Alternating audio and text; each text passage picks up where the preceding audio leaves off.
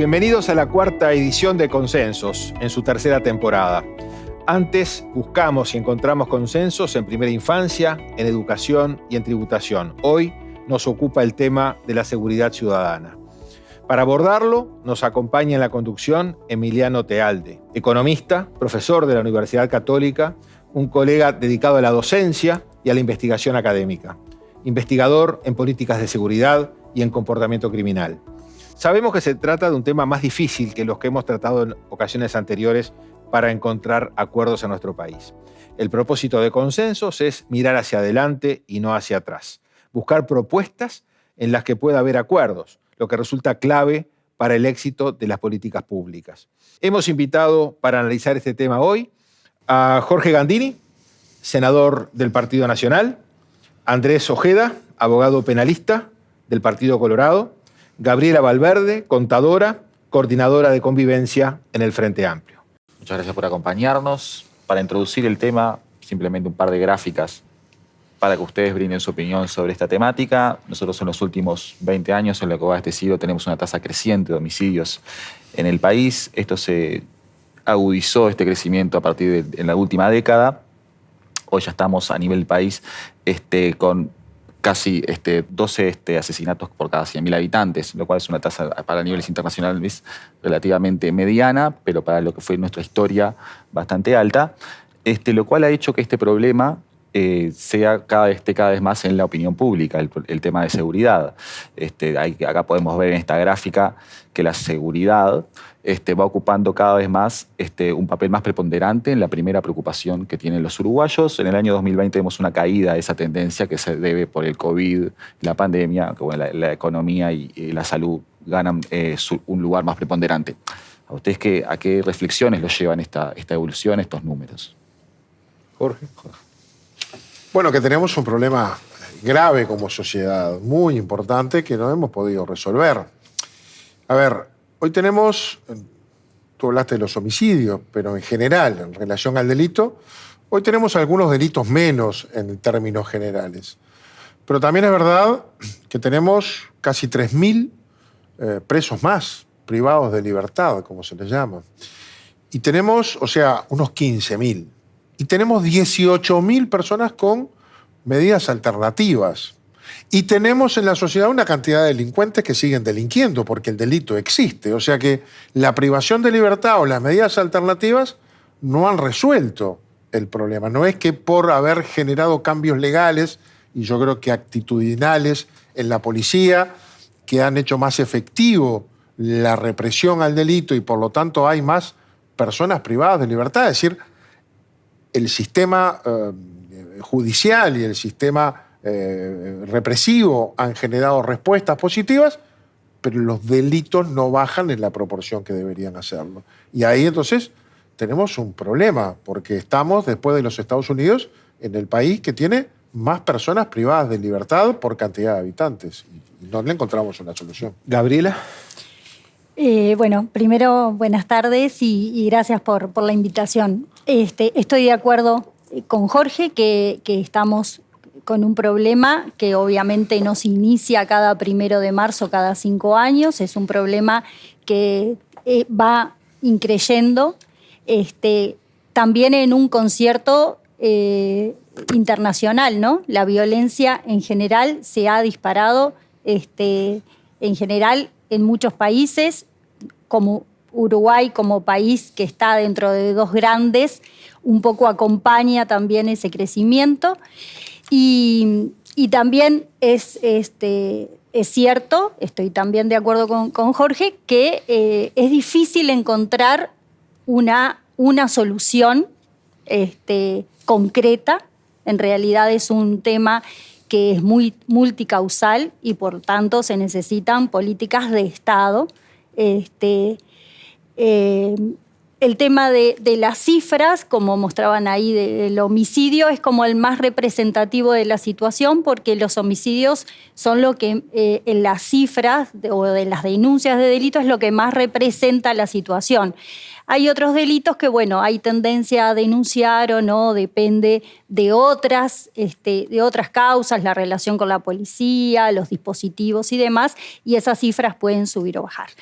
Pero los homicidios, es claro que es una situación complicada, no es solo la cifra de homicidios, sino en el contexto en que se dan los homicidios, la forma en que se dan los homicidios cada vez son como más cruentos.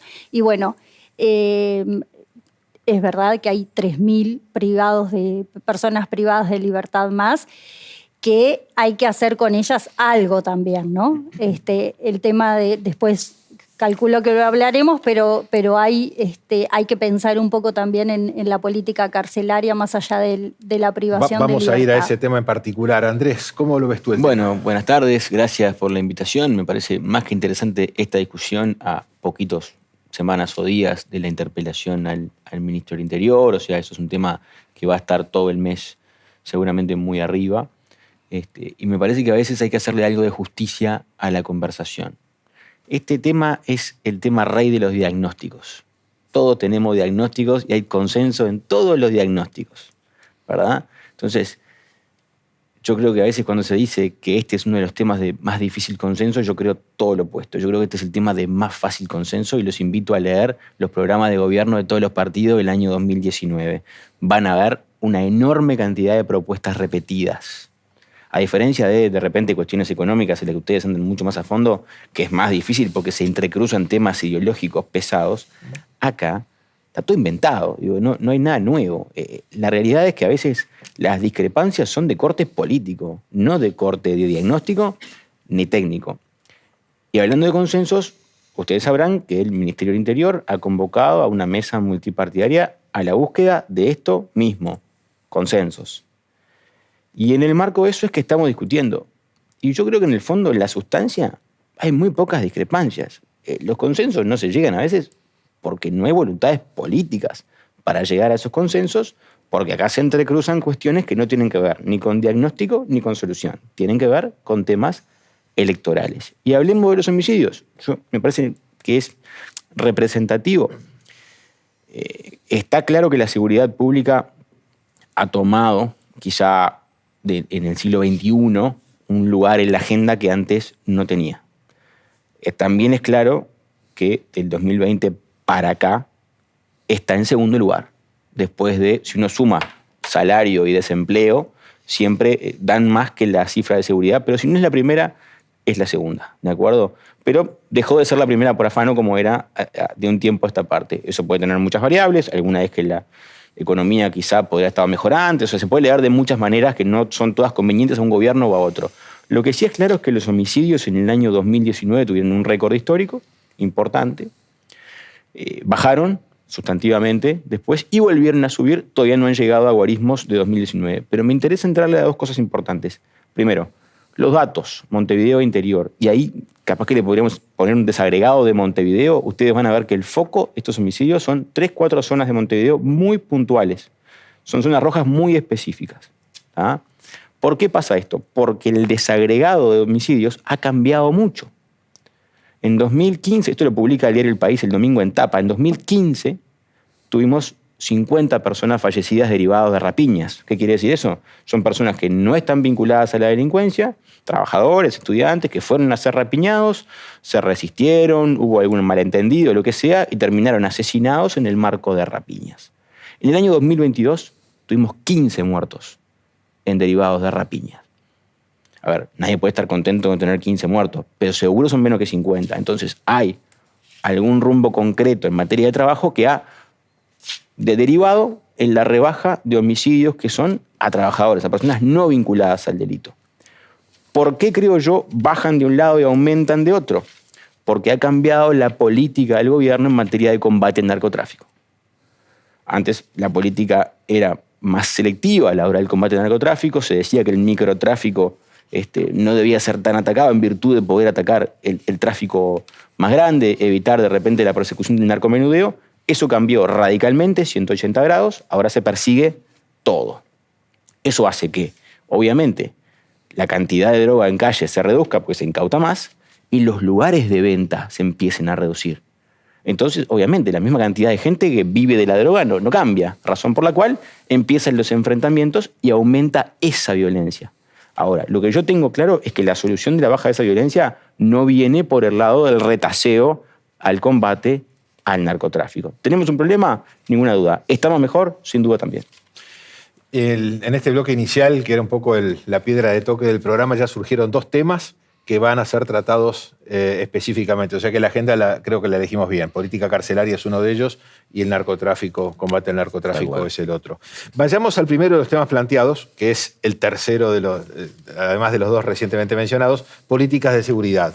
De aquí hacia adelante, ¿qué cosas diferentes hay que hacer, Emiliano? Sí, en los últimos 10 años hemos visto una serie de políticas públicas que intentan atacar, digamos, a los principales factores que nos explican desde las ciencias sociales el comportamiento criminal, que en las ciencias sociales, digamos, los criminales se moderan de manera racional, un criminal va a cometer el crimen si tiene un beneficio esperado mayor que el costo esperado de cometerlo. Entonces, dentro del costo esperado tenemos la duración de las sentencias, la probabilidad de captura, y todas las políticas públicas intentan atacar uno de esos factores, ¿no? Programas como el PADO, que así lo conocemos. También hemos tenido cambios legislativos dentro de la LUC, el nuevo Código Procesal Penal del año 2017. ¿A ustedes qué les parecen? ¿Qué lectura hacen de estas políticas? Bien. Primero quiero ir 2 segundos atrás y compartir con Andrés esta iniciativa de la mesa multipartidaria.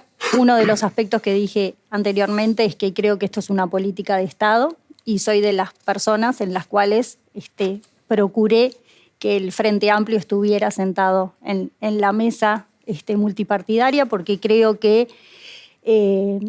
sin una política pública continua, más allá de las tónicas que le den los gobiernos, sin una política pública continua, con algunos hitos que puedan continuar en el tiempo y fortalecerse, no podemos encontrar algunas soluciones, ¿sí? al tema. Eso en particular, porque me interesa resaltarlo como política de Estado. Sobre lo que comentaban de las últimas décadas, lo que se ha dado, de la tecnificación de la policía, bueno, en varios de esos puntos estuve involucrada desde la gestión hasta el nuevo Código de Proceso Penal, obviamente no la ley de urgente consideración. Creo que todo, más allá de las diferencias que puedo tener con la ley de urgente consideración, que obviamente las diferencias son visibles, pero con algunos artículos sí estoy de acuerdo, fueron elementos que se fueron dando, no sueltos, ¿no? Esto es un sistema. Y los elementos que se fueron dando, que están reflejados ahí, marcan un camino que se continuó en este gobierno. La tecnificación de la policía se inició hacia el 2009, 2010, más fuerte hacia el 2015. La creación de la Dirección Nacional del Liberado, lo que era el Patronato Nacional de Encarcelados. Luego el programa de alta dedicación operativa fue uno de los programas que continúa y que en algún momentos puntuales ha tenido éxitos en el territorio por cómo estaba concebido. El nuevo código ha tenido sus bemoles. Yo creo que cuando se implementó, cuando el proceso y cuando se implementó, no se visualizaba claramente cuáles eran los efectos que podía tener, y ahí hubo un corte importante en los sucesos con los delitos, ¿no? Noviembre del 18, ahí se marcó un punto, un quiebre en el seguimiento de los delitos violentos importante. Si miramos para adelante, creo que tenemos que, con esta política de Estado, poder marcarnos nuevos hitos, nuevos planes, teniendo en cuenta algo que tú decías sobre las políticas de seguridad, contando que la seguridad parte de una ecuación, ¿sí? Una ecuación de seguridad donde la policía es uno de los elementos en la ecuación de seguridad. Pero también tenemos que tomar en cuenta el territorio, el escenario donde es probable que se efectúen o que sea más fácil para que ocurra el delito, las víctimas y los victimarios. Hay 4 o 5 elementos en esta ecuación de seguridad que hay que tomar en cuenta y que tenemos que ver políticas, líneas de acción con respecto a estos. Jorge. A ver, para hacerlo un poquito más entretenido, decir algunas cosas que pueden no ser tan políticamente correctas. No quiere decir que sea aburrido lo que estamos No, pero viste que va transcurriendo el programa y hay que subirlo un poquito. Y no quiere decir que no haya consensos en lo que voy a decir, capaz que lo hay. Yendo un paso atrás, coincido con lo que decía Andrés respecto a los homicidios y al desagregado que hay que hacer, pero yo quiero decir ahí también que no hay que temerle a desagregar los homicidios. Porque hoy se dice, no, ¿cómo esto? ¿Cómo no hay homicidios de primera y homicidios de segunda? Las muertes son todas iguales. No, no son todas iguales. Si matan a un policía, la pena no es igual. Y no es igual la pena de un femicidio a otro homicidio. Desde la legislación hemos calificado el tipo de homicidios. Así que está bien que miremos qué pasa adentro de los homicidios. Y lo que pasa es lo que decía Andrés. Han bajado radicalmente los homicidios producto de los delitos comunes porque hay cámaras, porque hay patrullaje, porque hay una mejor actitud policial, porque se combate mejor el delito común y se le ha restado consecuencias violentas, a veces buscadas y a veces no. Y han crecido, casi la mitad de los delitos están vinculados a hechos generados por el narcotráfico. La disputa de territorios, el cobro de facturas a los propios consumidores, porque si no consumís en esta boca, entonces vamos a dar un mensaje a los demás. La lucha por el territorio como efecto del trabajo policial. Combate un barrio, una zona, y se desplazan la organización criminal y va a ocupar otra zona donde ya hay unos instalados.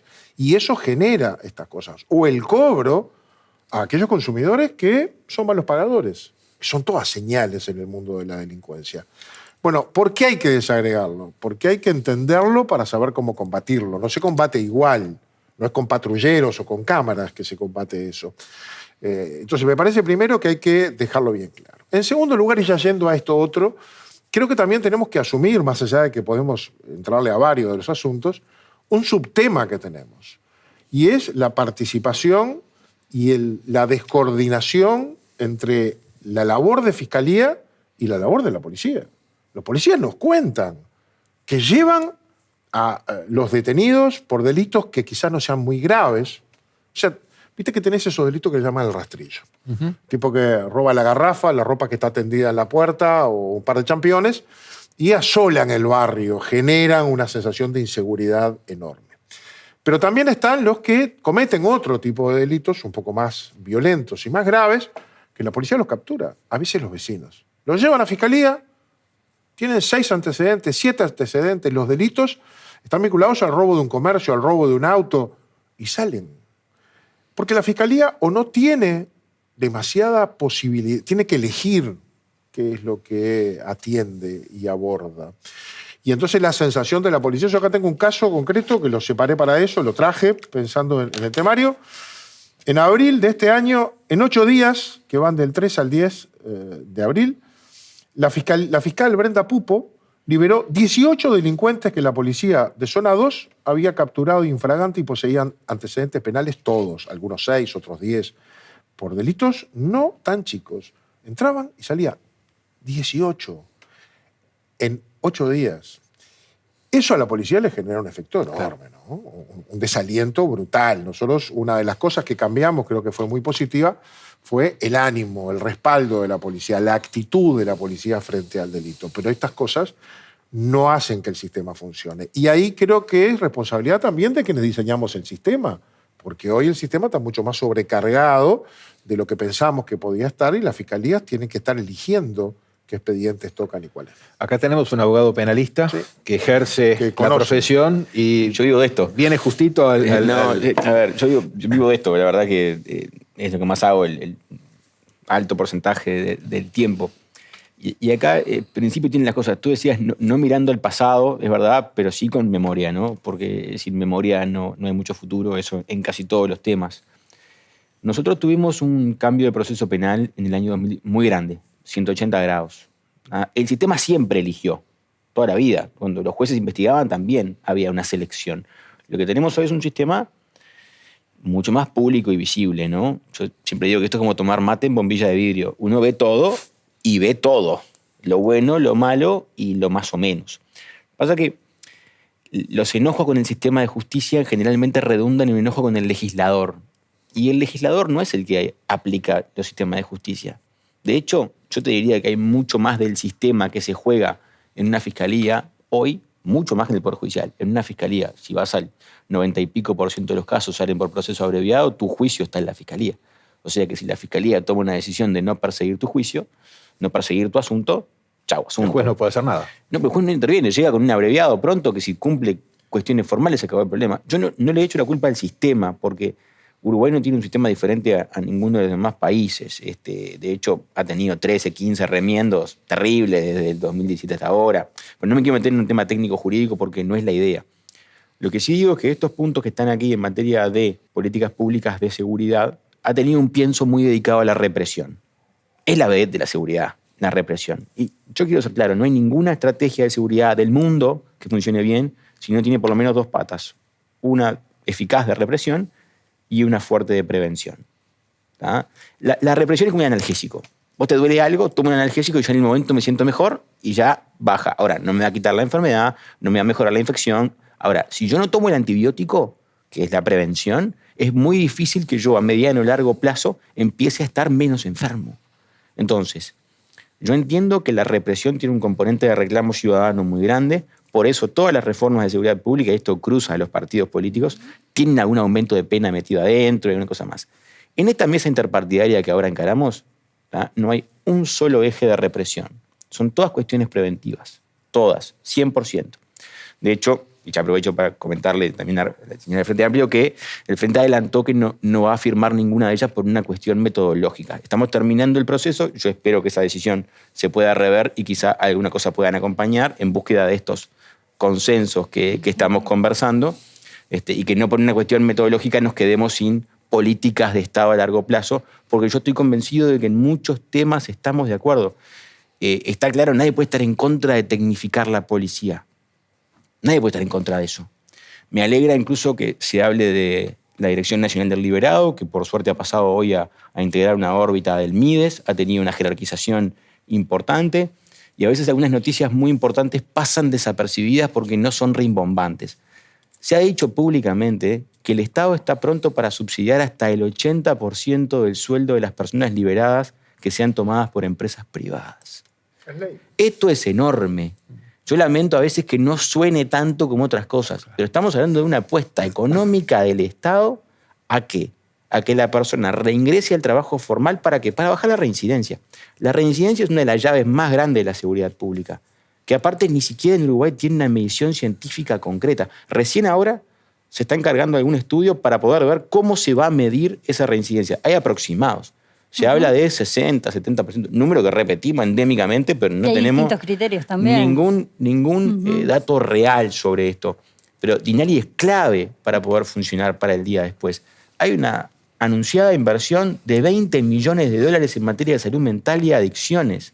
Yo creo que no hay otro eje más importante que salud mental y adicciones a la hora de bajar la reincidencia. Hoy fíjense ustedes que el 80% de la población reclusa es adicta y hay un gran tema vinculado al delito con las adicciones. ¿Qué quiero decir con esto? Tenemos una oportunidad histórica, realmente de hacer historia con un consenso político partidario en cuestiones de prevención a largo plazo que no podemos desaprovechar. Y todos estos temas, cárceles, Dinali, policía, proceso penal y demás, están todos incluidos en estas 15 medidas que hemos conversado. Justamente nos lleva al tema que teníamos planteado en este momento, que es política carcelaria. Y Emiliano tiene algunas cosas para introducir el tema en la consideración. Sí, bueno, como ustedes bien dicen, la reincidencia es uno de los mayores problemas que tiene nuestro sistema de seguridad. Estamos teniendo altísimas tasas de población carcelaria en Uruguay, como ya lo adelantaba Jorge, somos los países del mundo con mayores tasas de población carcelaria por cada 100.000 habitantes. Actualmente tenemos unos 15.000 presos. Vemos muy claramente cómo tenemos una tendencia creciente en los últimos años. Cada vez que una persona sale de la cárcel, perdió capital humano para trabajar en el mercado laboral y lo ganó para trabajar en el mercado delictivo.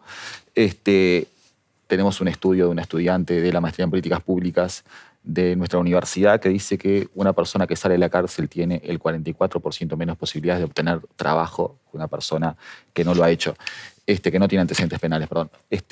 ¿Cómo hacemos para encarar este problema? Sí, hay varios temas, ¿no? Residencia, saturación, construcción o no de más cárceles, lo que decía Andrés de las políticas sociales del MIDES para liberados y para presos, políticas de atención psiquiátrica para liberados, programas de empleo para liberados, la red de oportunidades que se ha lanzado recientemente, en fin. No sé quién quiere empezar. ¿Yo? Dale, Jorge.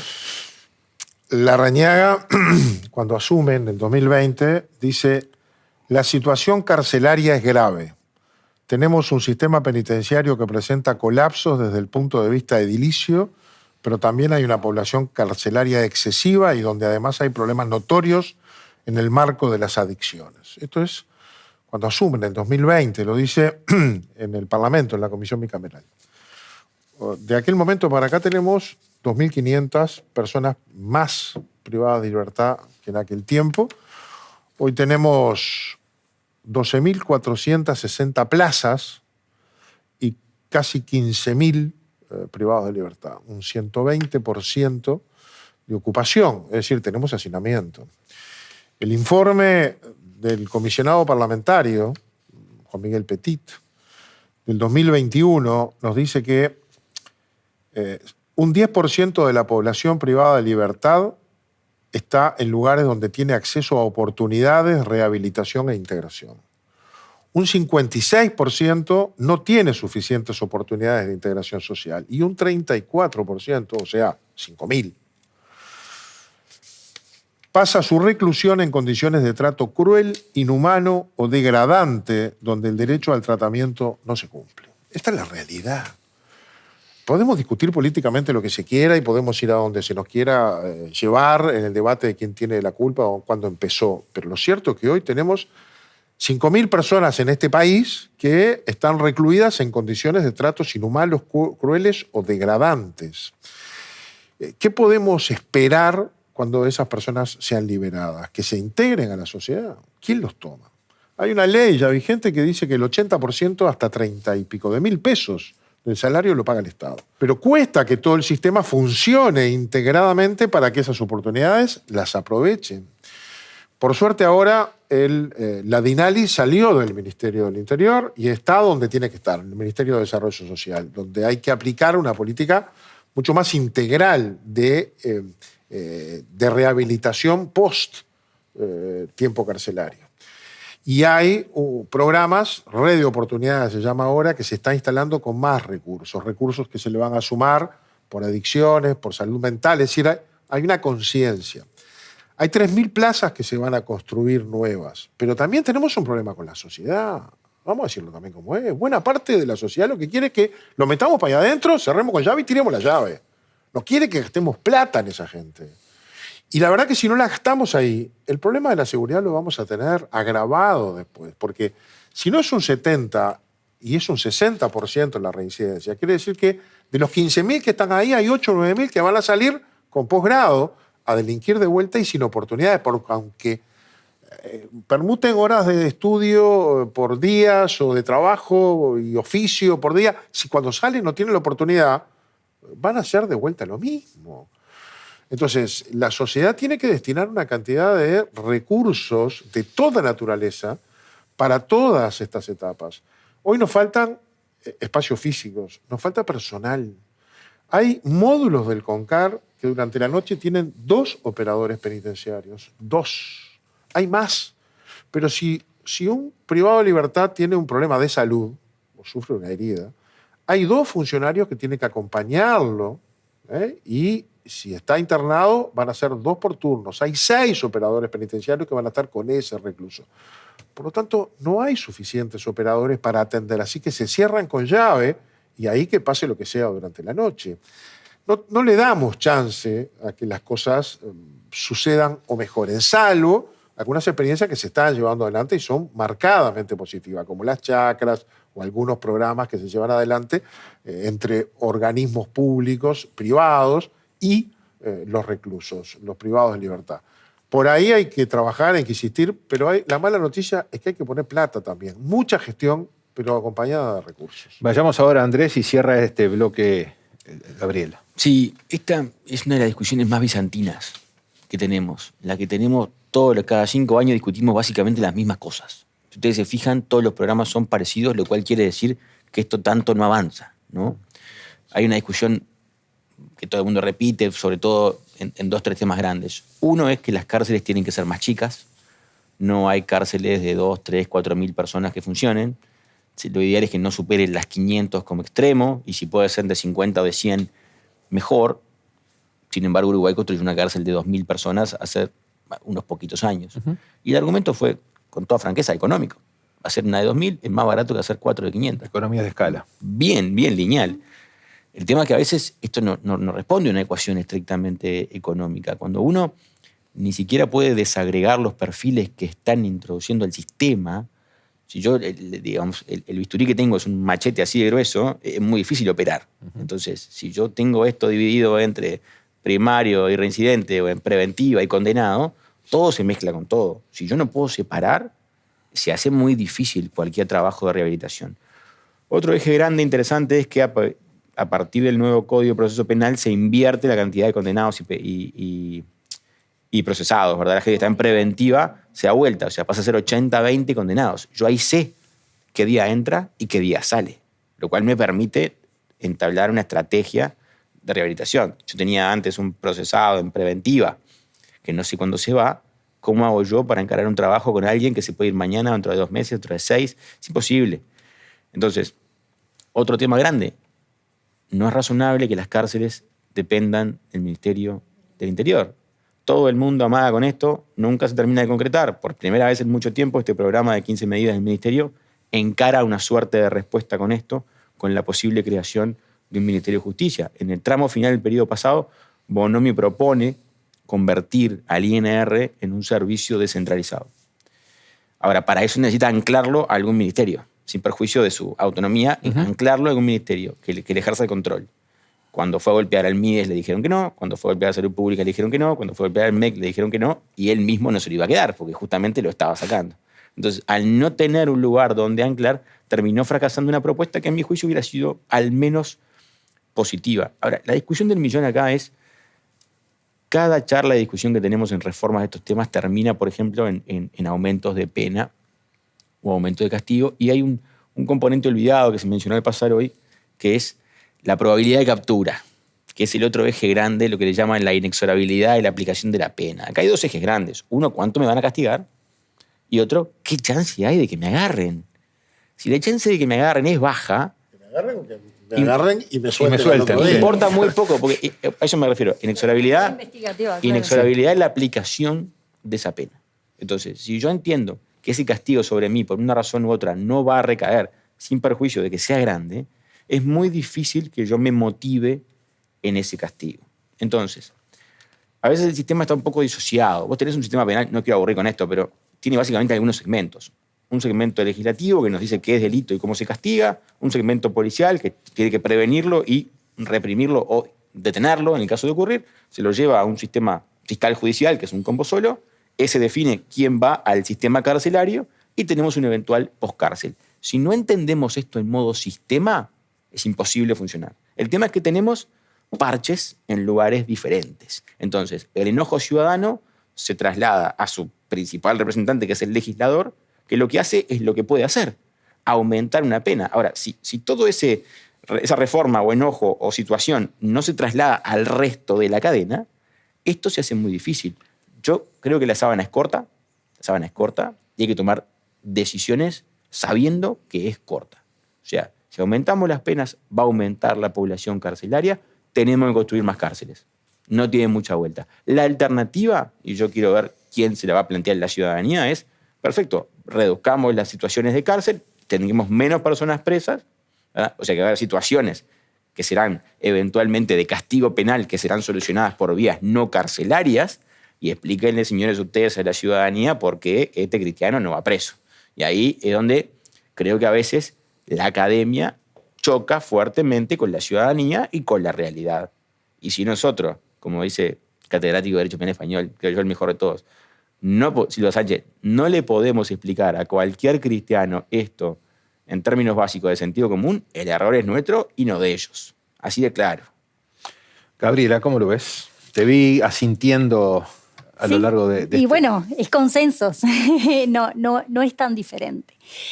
Así como la política de seguridad no puede anclarse solamente en la policía, en esta ecuación de seguridad tenemos que hacer abordajes multidisciplinarios. A ver, la DINALI pasa a manos del MIDES, el INR, en un momento hay un proyecto de ley que debe estar en algún cajón que saliera de la órbita del Ministerio del Interior. Y como decía Andrés, bueno, ¿dónde queda?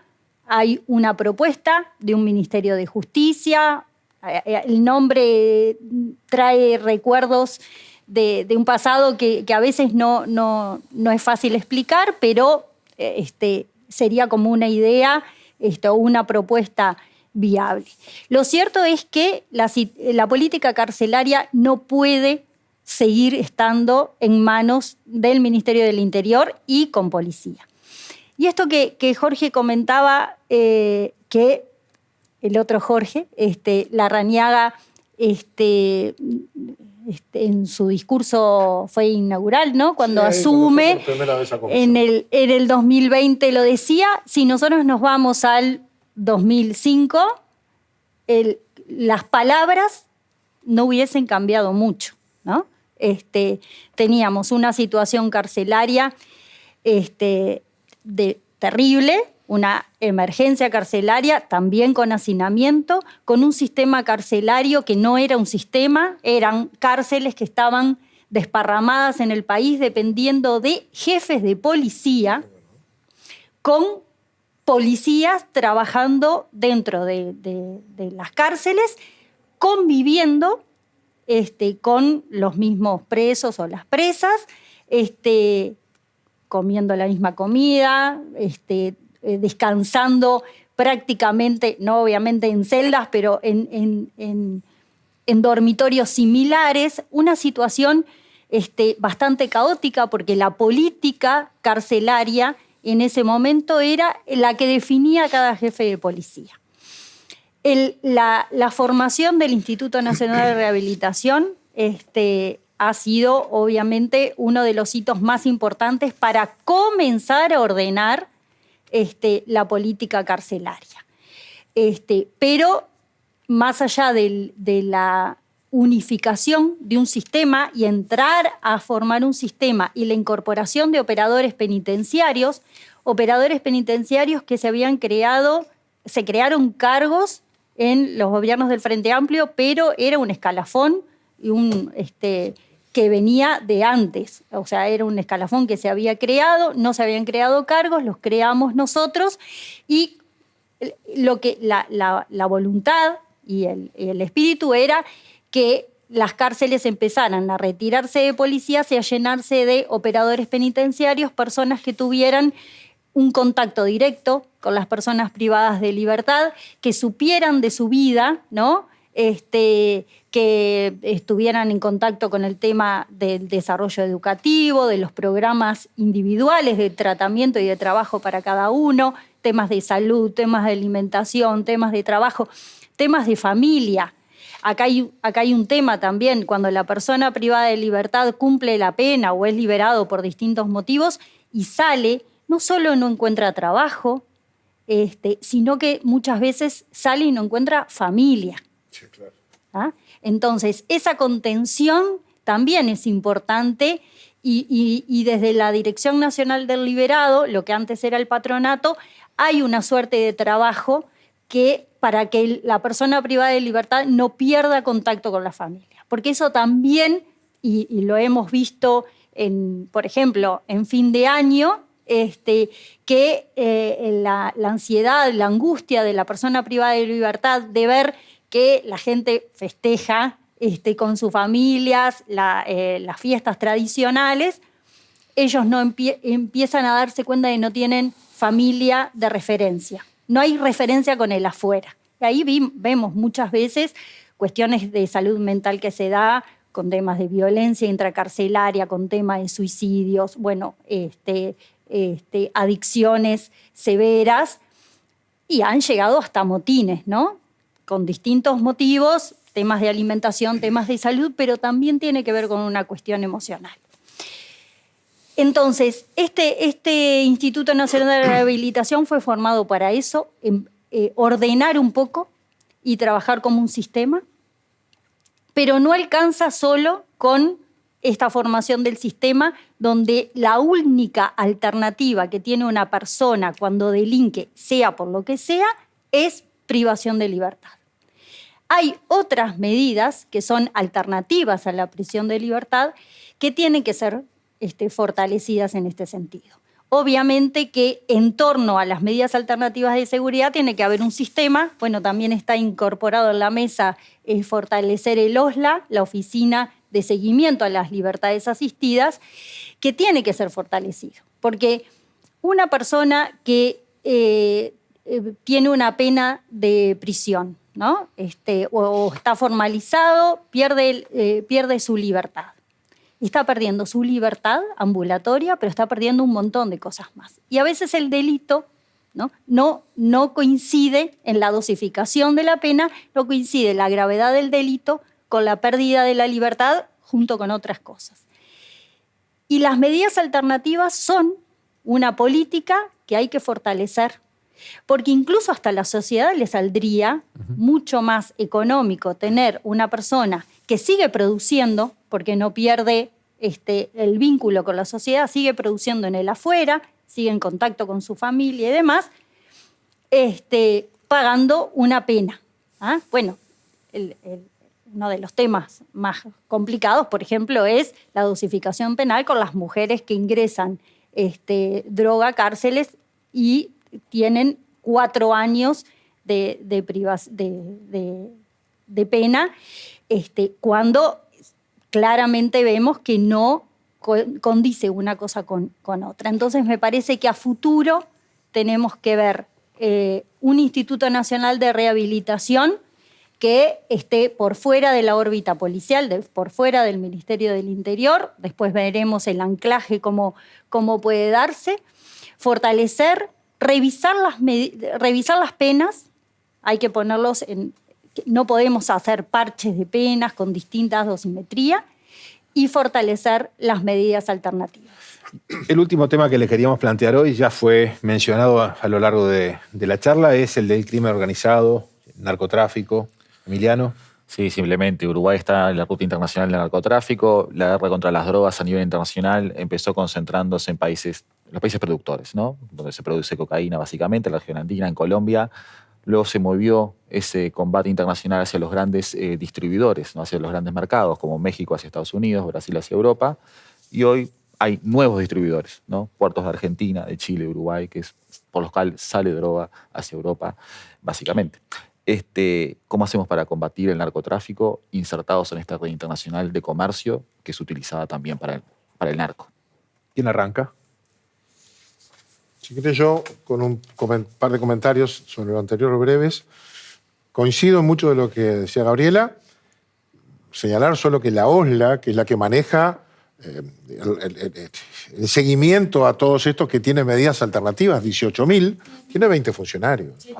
20. Estamos en el mismo problema, la falta de recursos. Entonces te faltan más tobilleras, hay mucha prisión domiciliaria, hay medidas alternativas, pero hay que hacerlas cumplir. Lo otro, comparto que hay que sacar Creo que el consenso es que no es el Ministerio del Interior el que debe tener a su cargo las cárceles y la rehabilitación. No comparto, esto es muy personal, lo discuto dentro de mi partido también, que se cree un Ministerio de Justicia para darle esa tarea. Si esa es la tarea del Ministerio de Justicia, entonces creemos el Ministerio de la Rehabilitación, o como le quieran llamar. Pero si vamos a crear un Ministerio de Justicia para encontrarle un anclaje a un descentralizado, discutamos qué va a tener el Ministerio de Justicia, qué más va a tener el Ministerio de Justicia, porque ponerle esto como lo principal no es un Ministerio de Justicia, el Ministerio de Justicia es otra cosa. Pero ese es un debate que nos queda, con un consenso de base, y es que no tiene que ser el Ministerio. A mí me gusta mucho lo que hizo el INAU, o lo que se hizo en tiempos del Frente Amplio. Fuimos por el CIRPA, fuimos por varias soluciones. Al final se creó el INISA, que fue un servicio descentralizado que se desprendió del INAU y el INAU quedó con los menores, pero el INISA se llevó los infractores.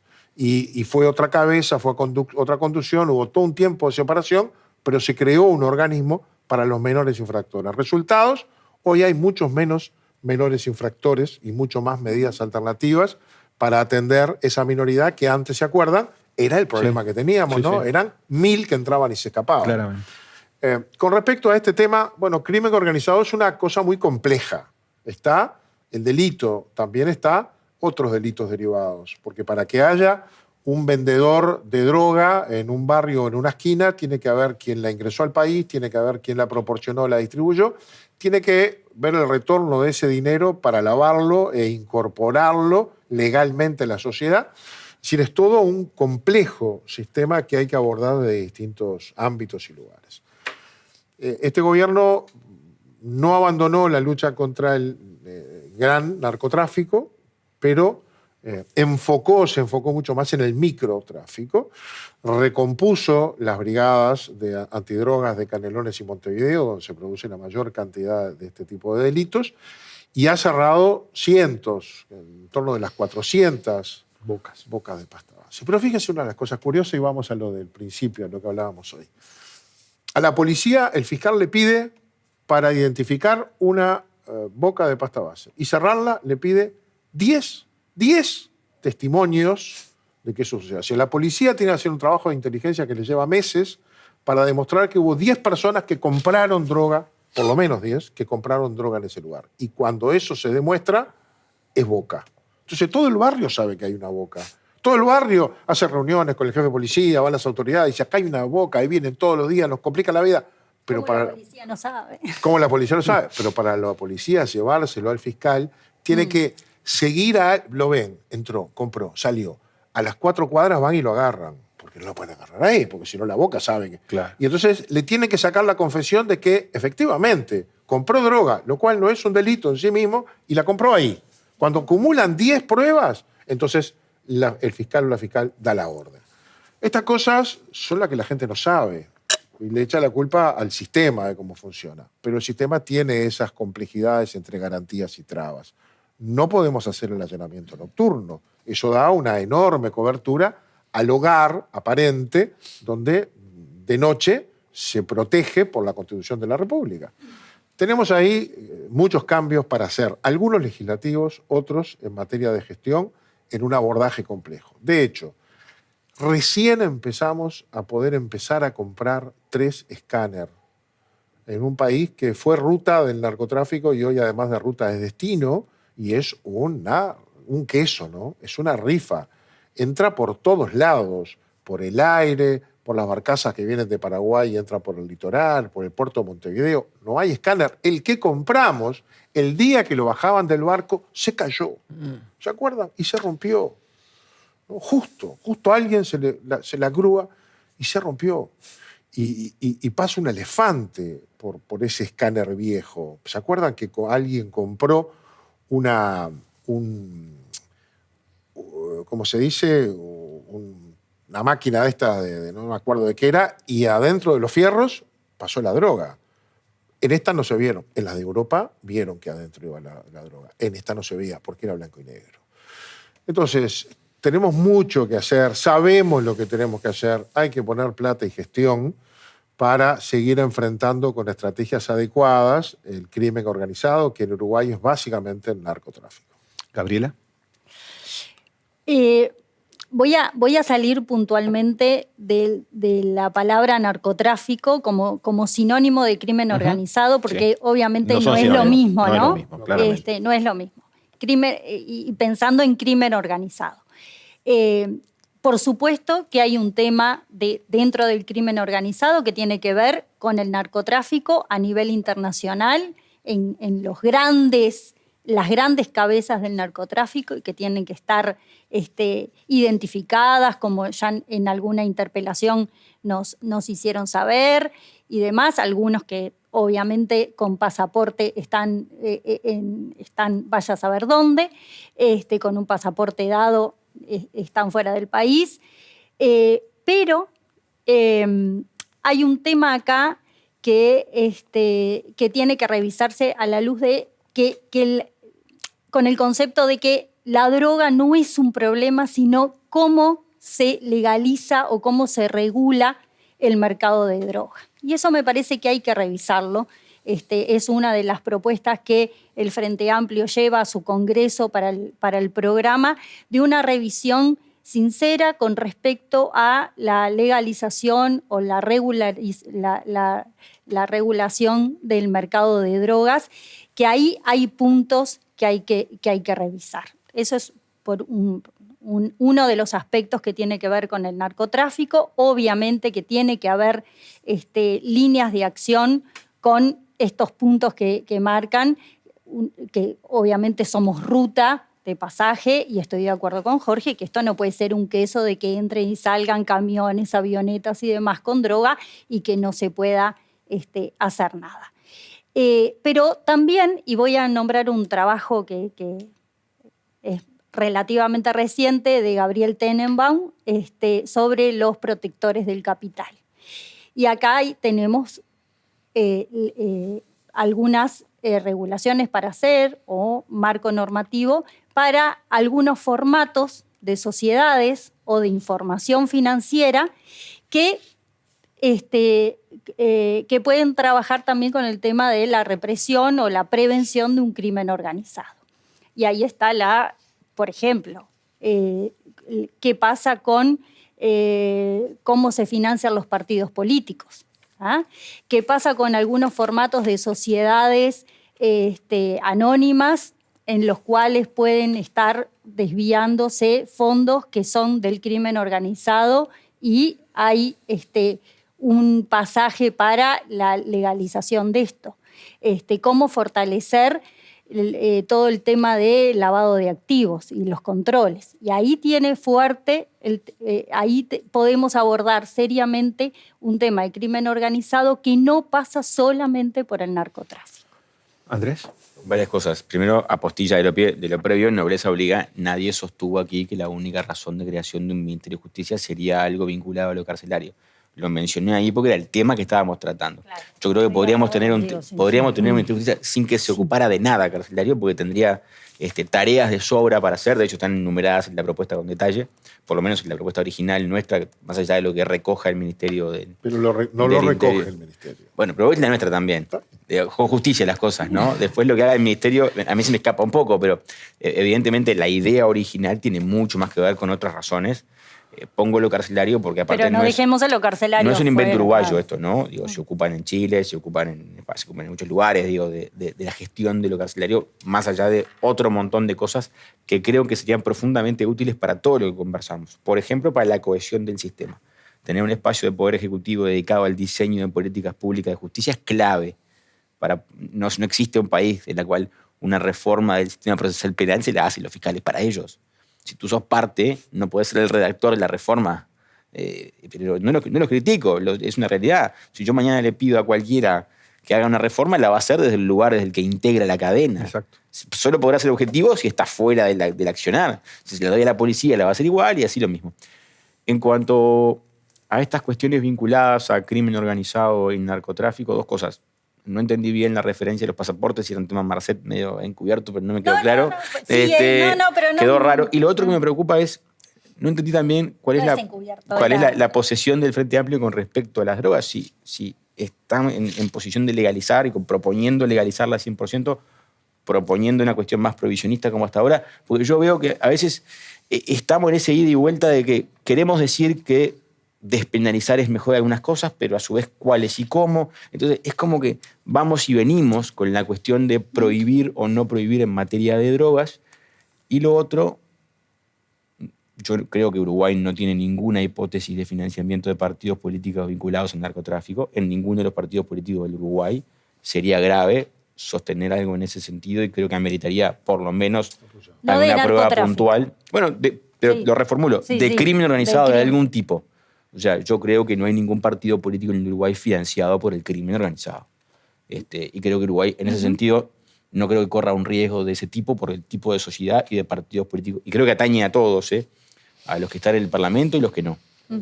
Creo que no es por ahí. Tampoco creo que el Uruguay tenga un problema de crimen organizado por las estructuras societarias que utiliza. Creo que ahí Uruguay ha estado a la vanguardia, incluso en la creación de nuevas estructuras societarias que funcionan para eso.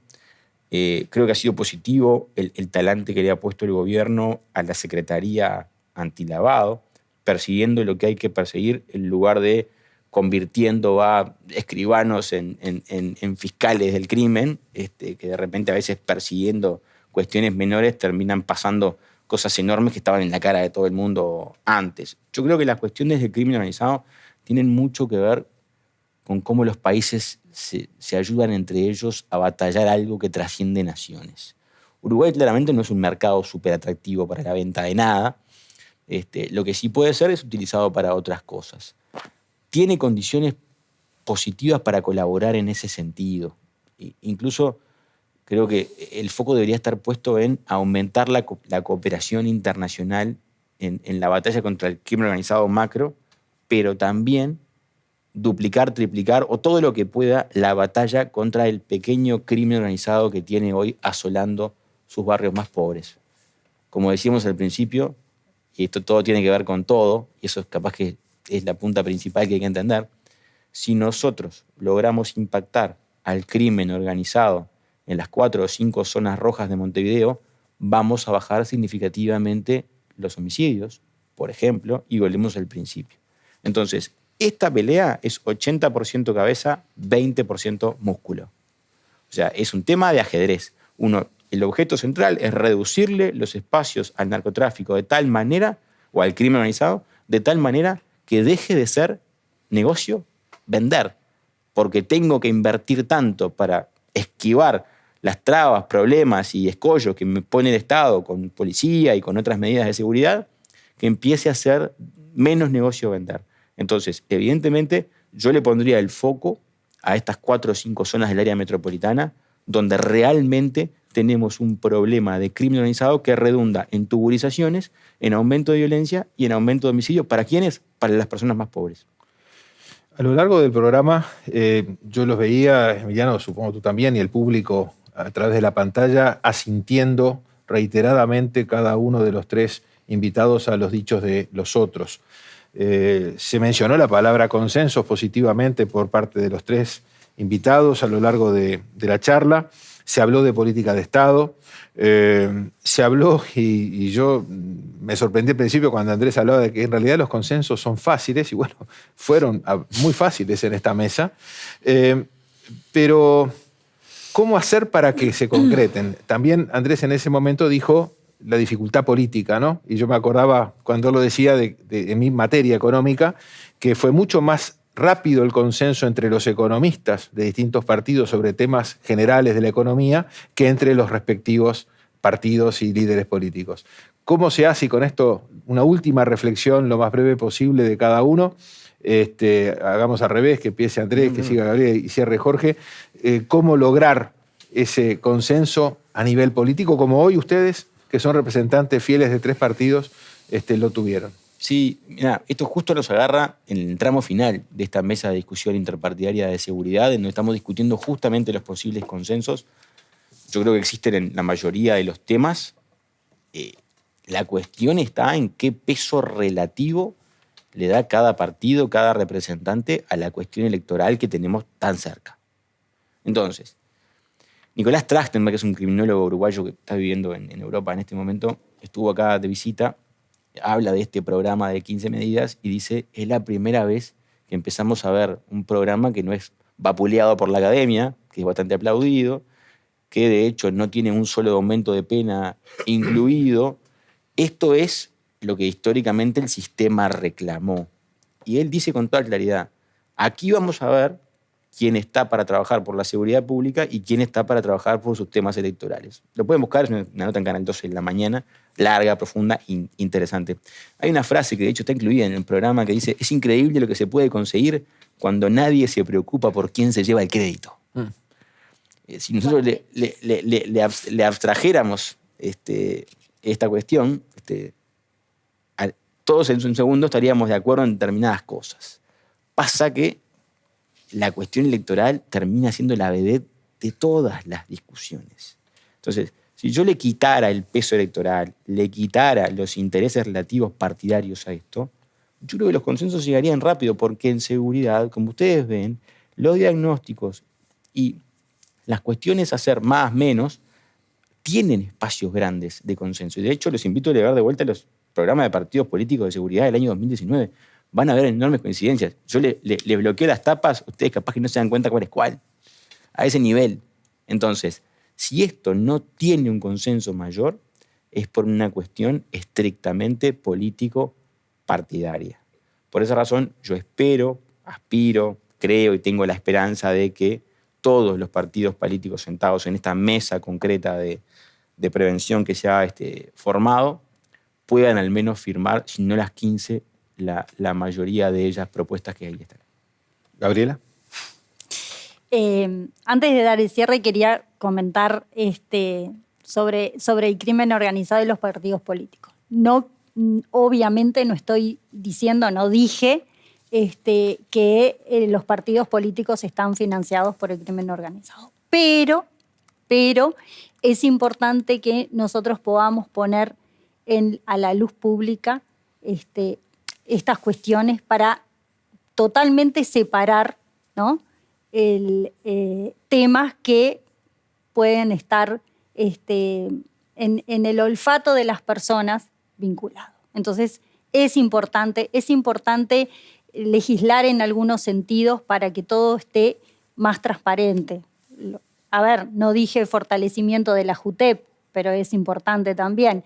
Hay algunos elementos claves en normativa o en institucionalidad o en gestión que previenen el campo orégano para el crimen organizado.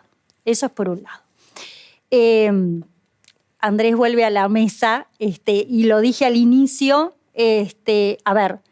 Yo creo en los consensos, creo en las políticas de Estado. No soy política, soy técnica y fui una de las personas que propuso y que el Frente Amplio se sentara en la mesa interpartidaria. Después veremos y ahí podemos discutir, capaz que podemos hacer otro programa sobre la metodología, la oportunidad o la pertinencia de algunas cosas. Pero yo creo que los partidos políticos y los que están con representación parlamentaria nos tenemos que sentar en una mesa a discutir y buscar consensos por esto de cualquiera de estas son políticas de Estado que después cada gobierno dará su color, su impronta a algunas cuestiones, pero que obviamente necesitamos sin duda. Necesitamos sacar del foco a la policía y dejar como y vuelvo porque me interesa dejarlo claro, no podemos hacer responsable sola y únicamente a la policía de los temas de convivencia, de los temas de seguridad, de los temas carcelarios. Y no podemos, y tomando a la policía como eje, que hay que fortalecer un montón en temas sobre todo de formación y capacitación permanente, sacarlo de la órbita de una formación estrictamente represiva, y ahí también concuerdo con Andrés y con Jorge en lo que decían, porque Jorge decía, la policía detiene a alguien y después tiene que buscar pruebas y tiene que buscar 10 para que el fiscal pueda formalizarlo. Y ahí hay que fortalecer muchísimo la función investigativa de la policía. La policía previene, reprime, pero para prevenir y reprimir también tiene que tener fortalecimiento en un tema investigativo. ¿Ah? Tener claro eso. Entonces, estoy de acuerdo, por supuesto, como cerrando, estoy de acuerdo, por supuesto, que podemos llegar a consensos. De hecho, asentimos los tres. Estamos sentados todavía en una mesa de negociación, a ver qué pasa, no está cerrado el tema. Y de cara a un nuevo gobierno, obviamente yo espero que sea del Frente Amplio, pero si no lo fuera también yo creo que tenemos que seguir conversando de estas cosas y tener acuerdos en lo importante. Después de cómo se gestiona o cómo la impronta que se le da debería ser lo mínimo.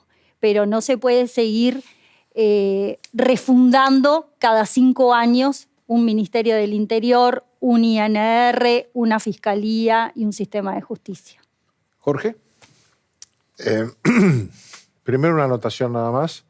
En Uruguay tenemos una buena legislación en materia de financiamiento de partidos políticos y de campañas electorales. No es que no haya, lo hay. Con respecto al tema, yo soy un poco más pesimista. Divido el qué y el cómo. Cuando llegamos al cómo, chocamos. Y tengo ahí algunas experiencias. La más cercana es la LUC. La LUC le dedicó, y acá tengo al capítulo vinculado a seguridad, normas penales, normas de proceso penal, legislación profesional, policial, normas sobre estupefacientes, normas sobre adolescentes privados de libertad, normas de gestión de privación de libertad, consejo de política criminal y penitenciaria, que es un debe porque no lo hemos generado todavía, cambio en normativa de espectáculos públicos, fue la más cuestionada. ¿Por el sistema político? No, por el PIT-CNT, que fue el que tomó esta iniciativa y marcó qué artículos. Y el Frente Amplio se sumó a esa tarea. Y fue el gran debate que tuvimos. El gran debate fue un plebiscito, un referéndum sobre una norma que tenía un componente importantísimo de medidas de seguridad. No me acuerdo cuántas de las 135 eran, pero eran muchas. Cerca de 40. Pero era básicamente el debate estaba puesto ahí. El que entendía la gente y el que hacíamos los políticos, ¿no? Pero venimos de otra. Tabaré Vázquez hizo una convocatoria muy importante en su gobierno, en su segundo gobierno, en materia de seguridad a todos los partidos políticos. Estaba hasta Novik, que no tenía parlamentarios sentado en aquella mesa, que se reunía en la torre ejecutiva, 2, 3, 4 referentes importantes de cada partido, y se llegaron a acordar 13 proyectos de ley. 13, por todos los que estaban así sentados. Luego el Frente Amplio, en su debate interno, avaló 2. No votamos más de 2 de los 13 acordados. No pudimos, a pesar de que el presidente de la República y los líderes que estaban allí, o los representantes de los líderes, acordaron muchos más temas. Cuando vamos a la práctica nos cuesta mucho. Vamos a ver esta nueva etapa que tiene la virtud de que se limpiaron una cantidad de temas en la LUC y vamos por otros que, como decía hoy Andrés, no están vinculados a la represión, sino a cosas más conceptuales y de largo plazo. Ojalá tengamos suerte de que buena parte de esto, en tiempo muy cercano al electoral, donde todo se mide más, puedan concretarse algunas de ellas. Pero también es verdad que hay un lugar donde empezamos a hablar sobre este asunto, ¿no? Y eso ya vale en sí mismo. Bueno, muy bien. Emiliano, ¿cómo lo viste? Bueno, creo que marcaron los consensos y también las diferencias entre ellos. Me parece interesante, creo que quedaron marcados por los perfiles de cada uno. Me parece que hay mucho para debatir y mucho para acordar entre todos. De que además... Bueno, les agradecemos mucho a Andrés, Gabriela, Jorge, Emiliano, conducción, compañero de conducción. Gracias a ustedes. Y bueno, los esperamos Ustedes. en un próximo consensos dentro de algunos meses, antes de que cierre esta temporada. Muchas gracias.